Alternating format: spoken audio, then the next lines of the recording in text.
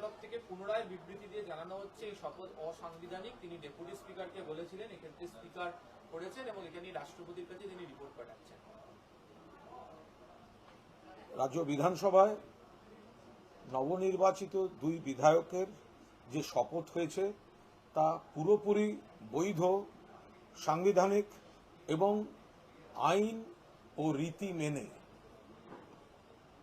মহামান্য রাজ্যপাল যে বিবৃতিটি তারপর প্রকাশ করেছেন, সেই বিবৃতির বয়ান এবং উদ্দেশ্যের তীব্র বিরোধিতা করছি। কারণ নির্বাচিত বিধায়কদের শপথ নিয়ে অহেতুক বিলম্ব এবং জটিলতা মহামান্য রাজ্যপাল তৈরি করেছেন। আজ যে পরিস্থিতিতে সম্পূর্ণ বৈধভাবে, আইনসম্মতভাবে, রীতিসম্মতভাবে শপথ হলো, কিন্তু তাতে যে দেরি হলো এর জন্য দায় সম্পূর্ণভাবে মহামান্য রাজ্যপালের। উপনির্বাচন, দুজন জয়ী হয়েছেন, মানুষ তাদের বিধানসভায় বিধায়ক হিসেবে পাঠিয়েছেন।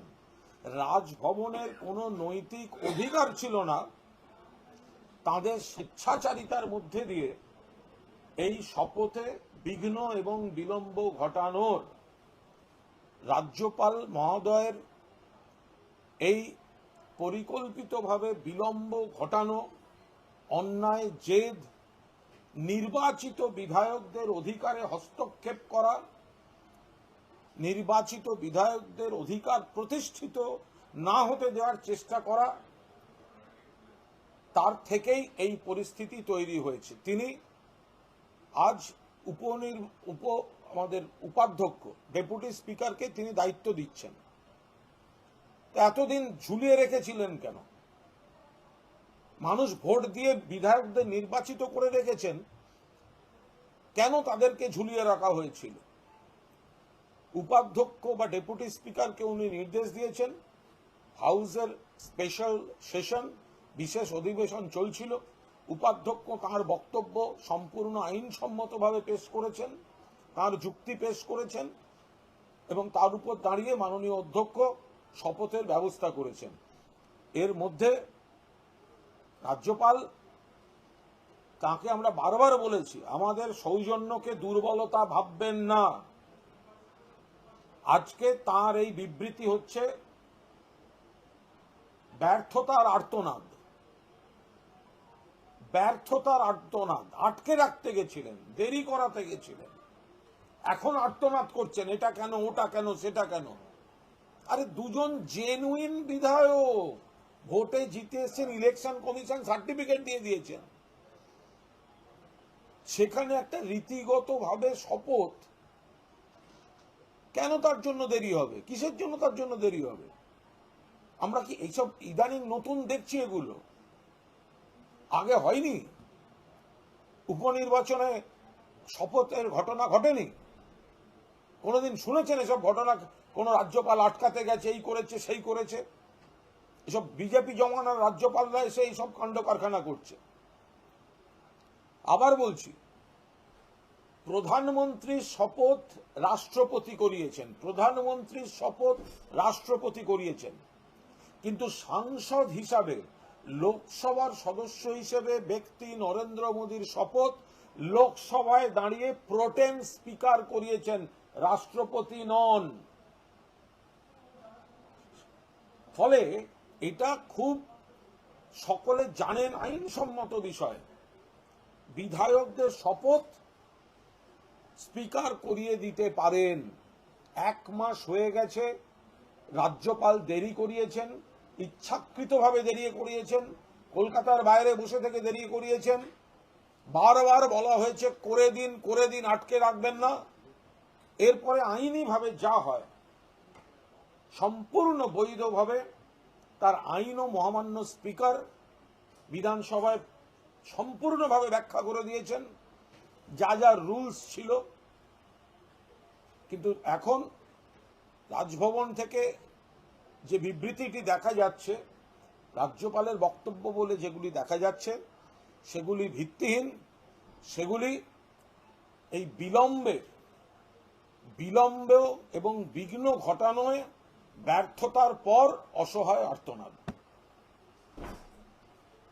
বলছি কলকাতায় মানে ডেটার ভিত্তিতে মানে লুটপাটের চেষ্টা, গুলি চালিয়েছে, বিরোধীরা বলছে যে আইন শৃঙ্খলা তলানিতে যে রোজই গণপিটুনি, গুলি, সালিশি, কোনো আইন শৃঙ্খলা নেই। কলকাতার লেখা এলাকায় গত 3 দিনে 2 বার গুলি এটা আগে লেখা বেনিউটা হয়ে যায় তারপর একসাথে। খাস কলকাতায় গুলি, লুটপাটের চেষ্টা, অ্যারেস্ট, একদম কিছু দুষ্কৃতী এখানে এসব কাণ্ড করার চেষ্টা করছে, কিন্তু পুলিশ কড়াভাবে ব্যবস্থা নিচ্ছে। এর সঙ্গে সামগ্রিক আইন শৃঙ্খলার কোনো সম্পর্ক নেই। আইন শৃঙ্খলা অত্যন্ত ভালো এবং অন্যান্য রাজ্যের তুলনায় ঢের ভালো, বাম জমানার তুলনায় অনেক ভালো। কিছু দুষ্কৃতী অন্য জায়গা থেকে আসছে, অন্য রাজ্য থেকে আসছে, সেগুলো তো সব জানাও যাচ্ছে। অস্ত্র পাঠাচ্ছে, ডাকাতির চেষ্টা করেছে, কিছু বিচ্ছিন্ন ঘটনা ঘটানোর চেষ্টা করেছে। এর সঙ্গে রাজনীতির কোনো সম্পর্ক নেই। যুগে যুগে বিভিন্ন ধরনের ঘটনা ঘটে আসে, আমরা সেগুলো কমানোর চেষ্টা করছি। পুলিশ যা যা করার ব্যবস্থা নিচ্ছে। বিরোধীদের লাগাতার অভিযোগ যে কখনো গণপিটুনি, কখনো সালিশির নাম করে। বিরোধীদের দেখলে মনে হচ্ছে তারা মঙ্গল গ্রহ থেকে টুপ করে এসে পড়লেন। বাংলায় যেন অতীতে কোনো ইতিহাস ছিল না, দেশে যেন চারপাশে কিছু ঘটছে না, যেটাই শুনছেন প্রথম। এরম হয়েছে, সিপিএম কে জিজ্ঞেস করুন। রাইটার্সের পাশে, লালবাজারের পাশে আরডিএক্স বোঝাই, রশিদ খানের বাড়িটা বিস্ফোরণ, বাংলার অন্যতম বৃহত্তম বিস্ফোরণ, বাংলার সর্বকালের ভয়ঙ্করতম বিস্ফোরণ, শতাধিক হতাহত ছিল। পরের পর গণহত্যা, লিঞ্চিং, গণপ্রহার। বিজন সেতুর উপর দাঁড়িয়ে 17 জন আনন্দমার্গী এবং 2 জন সন্ন্যাসিনী পিটিয়ে জ্বালিয়ে মেরেছিল এই সিপিএম জমানায়।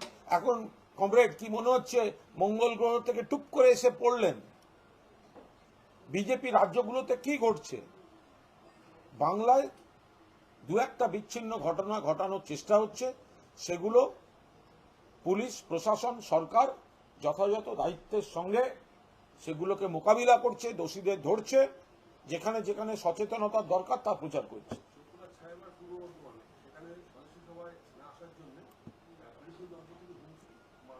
এবং একটা অ্যাড করে দিই, যে সভাটা ডাকা হয়েছিল সেই মামলাটা আদালতে বিচারাধীন। যাদের বিরুদ্ধে অভিযোগ আমি বলছি এগুলো সংবাদ মাধ্যমের একটা মরশুমি কয়েনের চলে। এখন রাস্তায় কারোর সঙ্গে